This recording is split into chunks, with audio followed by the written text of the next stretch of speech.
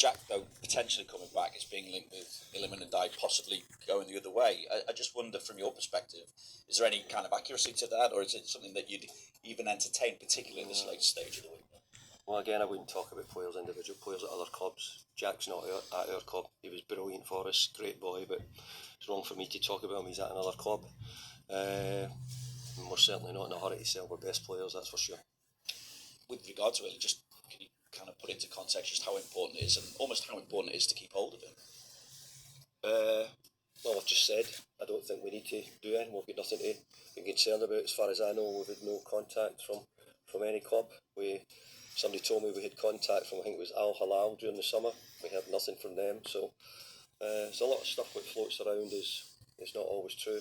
Maybe this is true, but certainly the stuff previous wasn't.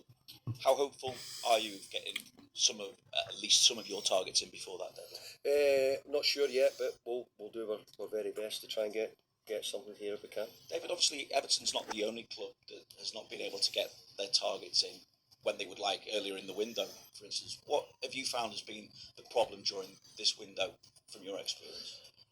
Probably not much different from any other window. I think it's much the same. I think the World Cup probably has played a part in things maybe being a bit later. I think the prices being so large at the start probably has got a certain group of clubs unable to compete at that level. And I think that's probably changed the market. You know, everybody's interested. Sky talk a lot about the big signings, but there's still quite a few smaller ones behind it at some clubs as well.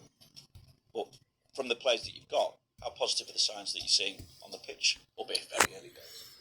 Look, it's very early days, and look, we're really pleased with the opening 2 games. So we need to try and continue to build that momentum and get us in a position where we think that we're strong and we can do that. As I said before the other night, we still need to get stronger than what we are at the moment. Which is the most positive aspect of how things have come together? I think we've played well in the games. I think, and also, you know, we've been trying to create more chances. I think that's probably been certainly evident in the games against both Crystal Palace and against Preston. So that's a positive for us that we're getting them. We've took some of the chances the other night. We had some bigger ones against Crystal Palace we could have taken. So I think that's positive that we're getting a few more attacking opportunities to score. Lovely. Thank you. Thanks, Vinny. We'll go to Fraser at Premier League.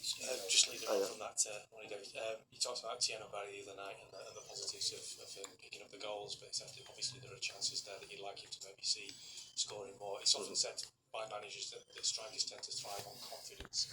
Is that an area that you're looking at specifically with him, or some way of trying to nurture that? I think he's looked at himself, so to give the boy a lot of credit, you know, I think he's tried to improve himself, and those things are things that you need to sort of sometimes do yourself. Of course, we'll give him confidence. We do in every game, but ultimately you have to sort of get it yourself. You know what it does by, you know, for a striker certainly scoring goals and getting in the right position and playing well if you can.